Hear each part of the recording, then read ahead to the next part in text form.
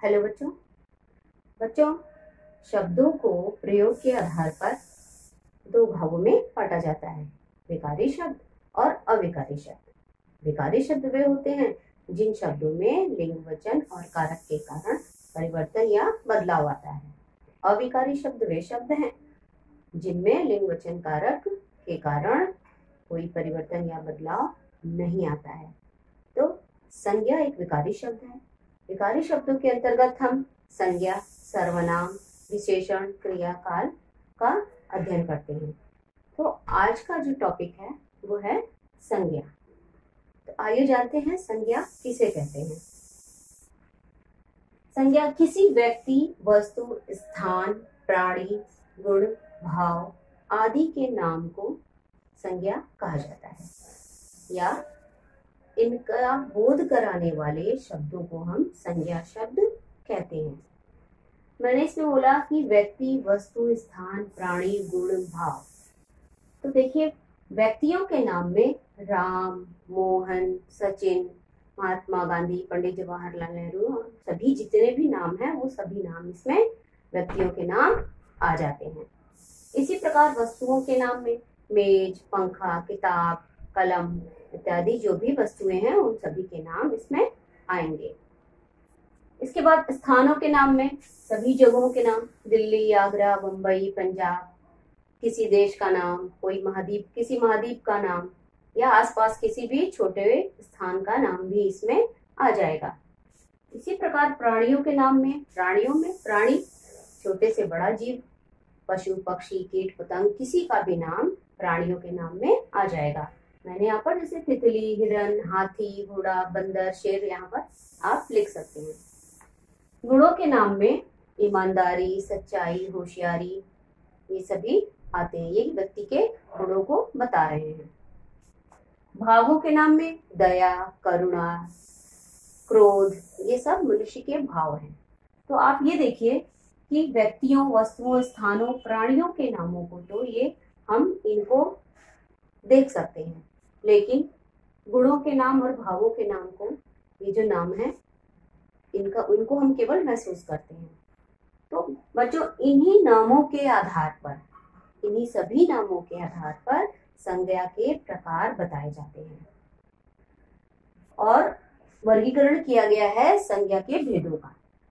तो आइए अब हम संज्ञा के भेद जानेंगे कि सबसे पहले कौन सा भेद होता है।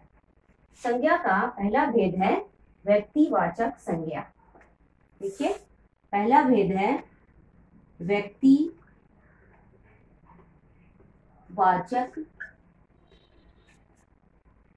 संज्ञा।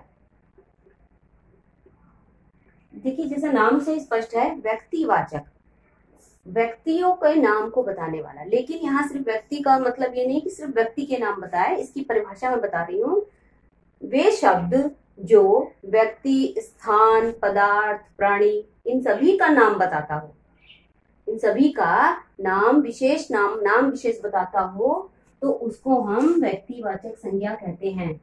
जैसे एक उदाहरण से मैं स्पष्ट करूंगी कि पंडित जवाहरलाल नेहरू, पंडित जवाहरलाल नेहरू भारत के प्रथम प्रधानमंत्री थे। अब यहाँ देखिए, अब यहाँ पर नाम क्या है? पंडित जवाहरलाल नेहरू। ये विशेष व्यक्ति का नाम है, व्यक्ति विशेष का नाम हो गया ये पंडित जवाहरलाल नेहरू। और यहाँ पर ये क्या है? ये व्यक्ति है, व्यक्ति का नाम हो गया। भारत ये हो गया स्थान का नाम। तो स्थान में आपने, ये भारत एक देश है, ठीक, तो यहाँ पर ये स्थान विशेष का नाम हो गया भारत और ये व्यक्ति विशेष का नाम हो गया पंडित जवाहरलाल नेहरू। तो ये दोनों ही क्या हो गए? व्यक्तिवाचक संज्ञा हो गए। इसी तरह मान लीजिए वस्तु का उदाहरण लेते हैं। एक गोदान प्रेमचंद द्वारा प्रेमचंद द्वारा लिखी गई है। अब देखिए यहाँ पर गोदान क्या है, पुस्तक का नाम है, पुस्तक विशेष का नाम है गोदान। तो यहाँ पर प्रेमचंद द्वारा लिखी गई है, तो यहाँ पर ये केवल यहाँ पुस्तक नहीं लिखा है, यहाँ लिखा है गोदान, पुस्तक का नाम लिखा है। तो पुस्तक विशेष का नाम क्या हो गया, ये पुस्तक है, पुस्तक वस्तु के अंतर्गत आएगा, तो ये हो जाएगा आपका यहाँ ये वस्तु के अंतर्गत आएगा ये गोदान। तो गोदान पुस्तक लिखी गई है प्रेमचंद द्वारा। तो यहाँ पर आपने देखा कि वस्तु, व्यक्ति, स्थान के नाम को, नाम विशेष को हम क्या कहते हैं, व्यक्तिवाचक संज्ञा कहते हैं। अब इसके बाद तो दूसरा भेद जानते हैं। दूसरा भेद है इसका जातिवाचक संज्ञा। जातिवाचक संज्ञा क्या होती है, जातिवाचक संज्ञा देखिए इसके भी नाम से स्पष्ट है, जातिवाचक, जो जाति या वर्ग विशेष को, वाचक माने बताना, जो संज्ञा शब्द जाति विशेष या वर्ग विशेष के बारे में बताते हैं उनको हम जातिवाचक संज्ञा कहते हैं। तो इसकी परिभाषा क्या होगी, जिन शब्दों के द्वारा किसी वस्तु, प्राणी या व्यक्ति के जाति या वर्ग का बोध होता है, व्यक्तियों की जाति या वर्ग, ये ध्यान रखिएगा, जाति या वर्ग का भेद होता है। जैसे अब उदाहरण जरा इसको भी समझिए। उदाहरण है, लेखक ने पुस्तक लिखी।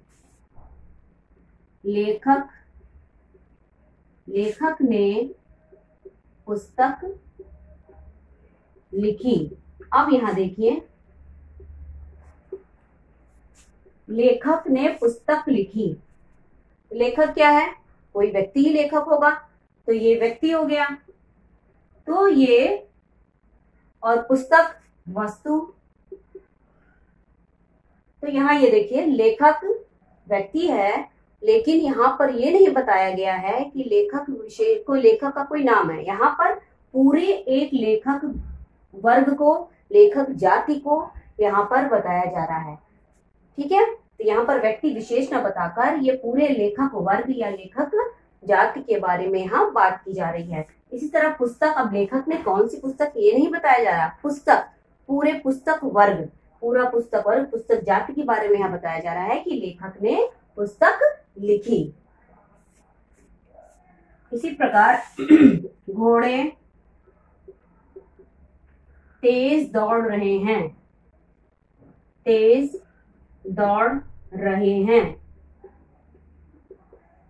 अब यहाँ घोड़े, तो घोड़ा यहाँ पर, यहाँ क्या हो गया, घोड़े का यहाँ ये आपका प्राणी विशेष को ना बता करके पूरी एक प्राणी, एक घोड़े की, घोड़े वर्ग या घोड़े जाति के बारे में बताया जा रहा है कि कौन सा घोड़ा दौड़ रहा है, ये नहीं बताया जा रहा है कि कोई घोड़े का नाम है या कुछ है।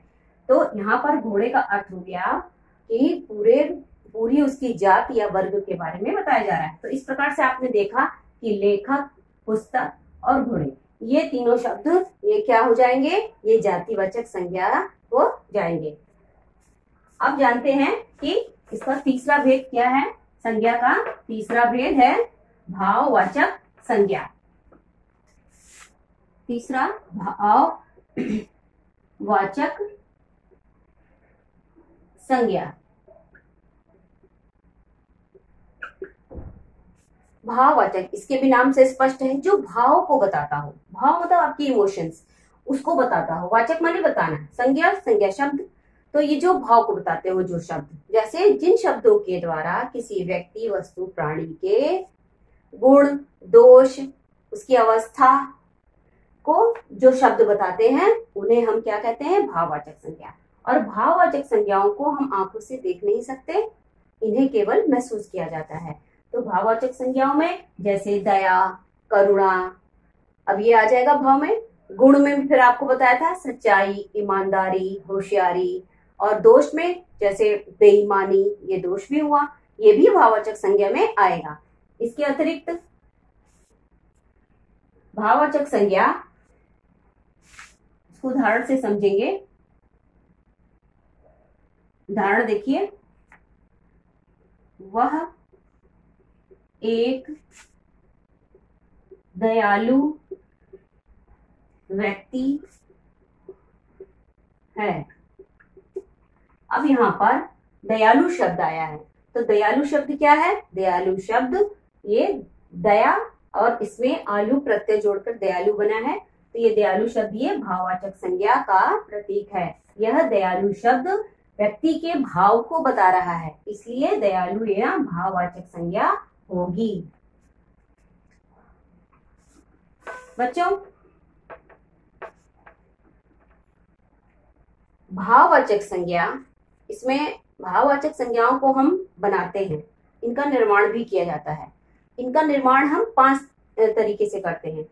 सबसे पहले हम भाववाचक संज्ञाओं का निर्माण हम जातिवाचक संज्ञा से करते हैं। तो भाववाचक संज्ञाओं का निर्माण कैसे होता है? 5 प्रकार से होता है।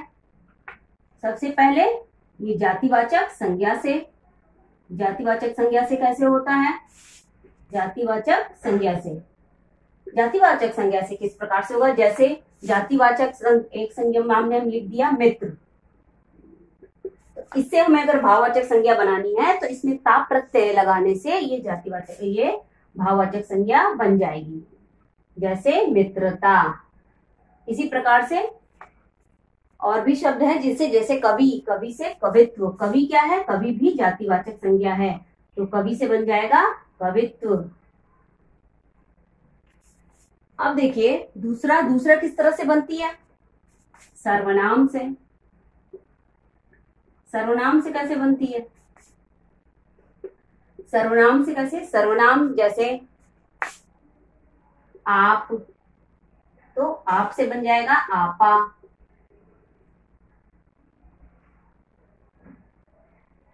इसी प्रकार अपना, इससे बन जाएगा अपनापन। अब आप देखिए तीसरा है विशेषण। विशेषण से कैसे बनती है? विशेषण है यहाँ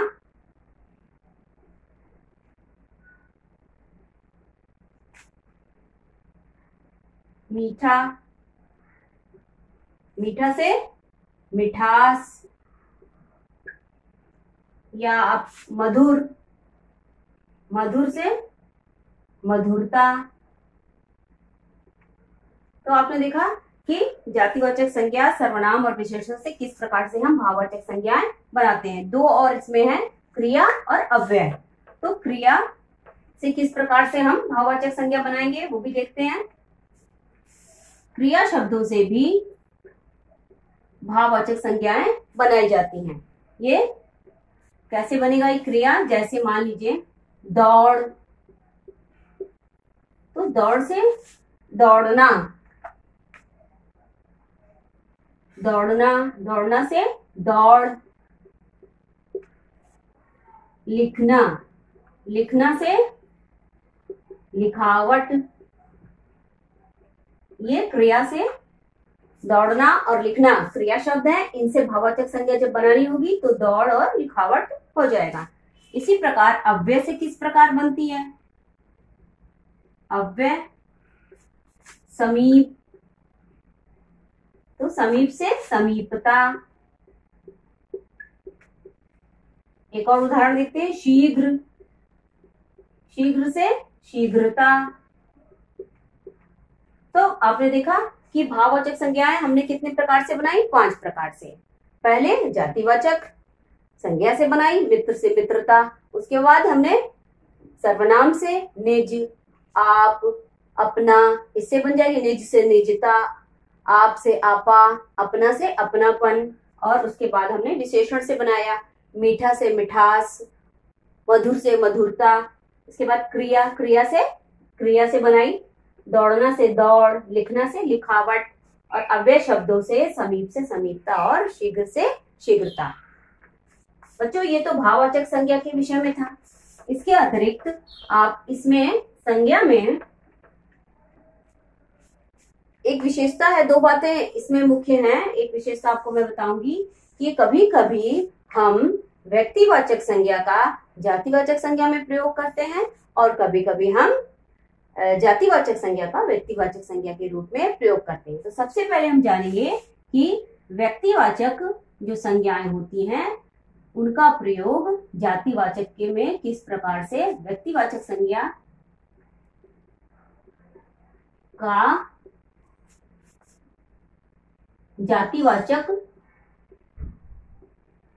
जातिवाचक संज्ञा में प्रयोग कैसे होता है। देखिए, ऐसा होता है कि व्यक्तिवाचक संज्ञा, आपको पता है व्यक्तिवाचक संज्ञा क्या है? व्यक्ति, वस्तु, प्राणी के नाम विशेष को हम व्यक्तिवाचक संज्ञा कहते हैं। तो यहाँ पर अगर हम लिखें पटेल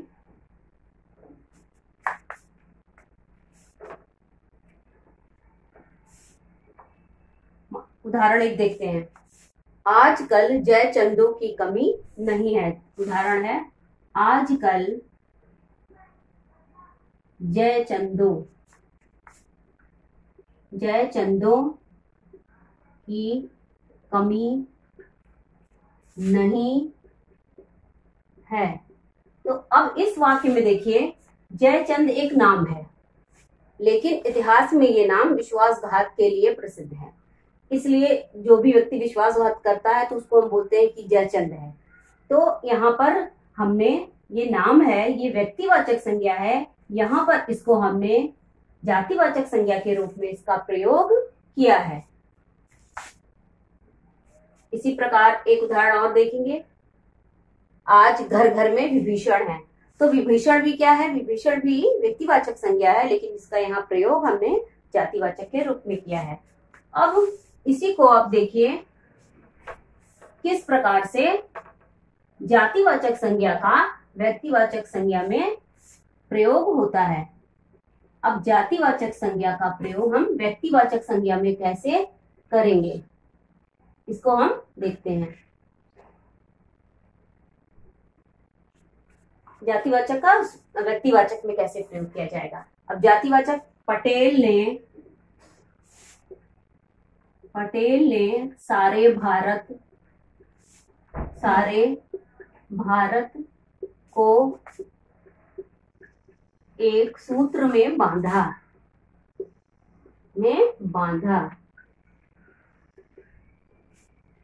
अब यहाँ देखिए पटेल, यहाँ पटेल से क्या तात्पर्य है? सरदार वल्लभ भाई पटेल को यहाँ कहा जा रहा है। तो क्या है? सरदार वल्लभ भाई पटेल व्यक्तिवाचक संज्ञा है और इसका प्रयोग हमने यहाँ पर इस व्यक्तिवाचक संज्ञा है पूरी, लेकिन यहाँ हमने पटेल शब्द जो है वो जातिवाचक का सूचक है, जातिवाचक संज्ञा का सूचक है, लेकिन यहाँ हमने इसको व्यक्तिवाचक के रूप में प्रयोग किया है। तो इसलिए यहाँ पर व्यक्तिवाचक बन गया। ठीक है, तो जातिवाचक किस प्रकार से व्यक्तिवाचक यहाँ बना आपने देखा। तो बच्चों, आपने आज संज्ञा के बारे में जाना। आज आपने संज्ञा के बारे में जाना कि संज्ञा किसे कहते हैं और इसके कितने भेद होते हैं। थैंक यू बच्चों।